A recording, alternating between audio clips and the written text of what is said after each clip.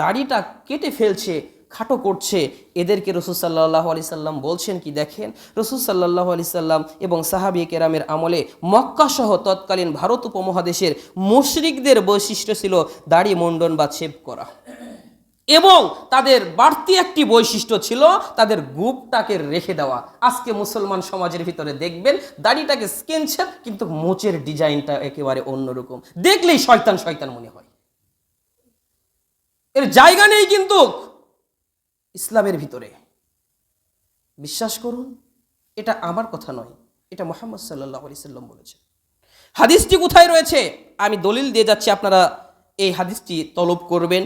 দেখবেন মুসনাদে বাজ্জার হাদিস 8123 এবং কাশফুল আসরাত হাদিস 2970 নম্বর, মাজমাউল জাওয়াদের ভিতরে 8845 নম্বর। এটার সনদ হচ্ছে হাসান সূত্রে বর্ণিত হয়েছে, বাট এখানে দুর্বল বলে ঠেলে ফেলে দেওয়ার মতন বুদ্ধি নেই, আবার অচল বলে ডাস্টবিনে ফেলে দেওয়ার মতন কোনো কায়দা কৌশল নেই। এই জন্য বলছে যে দাড়িটা এতটা গুরুত্বপূর্ণ।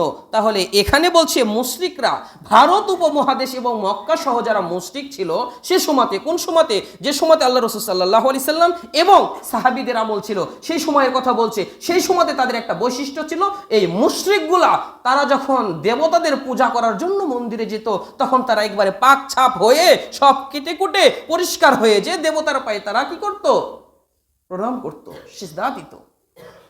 কিন্তু তাদের একটি বৈশিষ্ট্য আলাদা ছিল, সেটা কি, মুসের ডিজাইনটা ছিল একেবারে খানদানি মুস।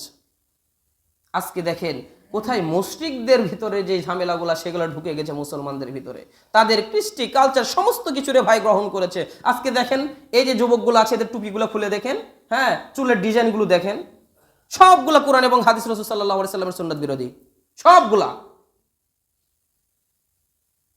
তাহলে এদের অভিভাবক কারা? এখানে কি বসে নেই? আপনি কি জবাব দিবেন আল্লাহর কাছে? এদেরকে মেনটেন করছে কে? আপনি পিতা, আপনি। এদেরকে মেনটেন করছে কে? এই পর্দার ভিতর বসে আছেন মা তারা। কিন্তু এই সন্তানগুলোকে আপনি মেনটেন করলেন, জাগতিক বিষয় শুনলো, আর আপনার সন্তান একটা ইহুদিদের বৈশিষ্ট্য গ্রহণ করলো, নাসারাদের বৈশিষ্ট্য গ্রহণ করলো, মুশরিকদের বৈশিষ্ট্য গ্রহণ করলো। আপনি মুসলিম হিসেবে পরিচয় দিচ্ছেন, আমি মুসলিম রণবীর, আমি মরণকে করি না ভয়, মরলে শহীদ বাঁচলে গাজী, এমন চিৎকার দিয়ে আপনি জমিনের বুকে ঘুরে বেড়াচ্ছেন, কিন্তু আপনার ঘরের ভিতরে ইহুদি খ্রিস্টান নাচারাদের বৈশিষ্ট্য চালু হয়ে গেছে, আপনি খেয়াল করলেন না আপনি কেমন মুসলিম। উপস্থিতি, দাড়িটা হচ্ছে এত গুরুত্বপূর্ণ জিনিস, এই দাড়িটাকে রাখতে হবে, একে ছাঁটা যাবে না, একে চাচা যাবে না। একে যদি ছাঁটেন এবং চাচেন তাহলে ঘোর রাসূল সাল্লাল্লাহু আলাইহি সাল্লামের হাদিস বিরোধী আমল হয়ে যাবে, ঘোর আপনি ইহুদি নাসারা খ্রিস্টানদের আমল হয়ে যাবে। তাদের সাথে আপনার কোনো আর বিভেদ থাকলো না। অতএব অনুরোধ করে বলছি, যারা এখন পর্যন্ত দাড়ি ছাড়েন নাই, দাড়িটাকে ছেড়ে দেন আল্লাহর ওয়াস্তে। আল্লাহ জীবনে যা পাপ করেছেন দাড়ি যেচে হয়তো বা এই রেখে দেওয়ার কারণে আল্লাহ সমস্ত কিছুকে ক্ষমা করবেন। সুবহানাল্লাহ।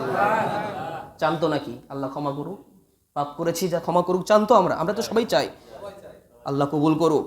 তাহলে আল্লাহ রাসূল সাল্লাল্লাহু আলাইহি সাল্লাম বলছেন যে এই মুশরিকদের আচরণ ছিল কি, দাড়িটা চাচা, দাড়িটা ছাঁটা। অবশ্যই আমরা তার থেকে বেরিয়ে আসার চেষ্টা করব।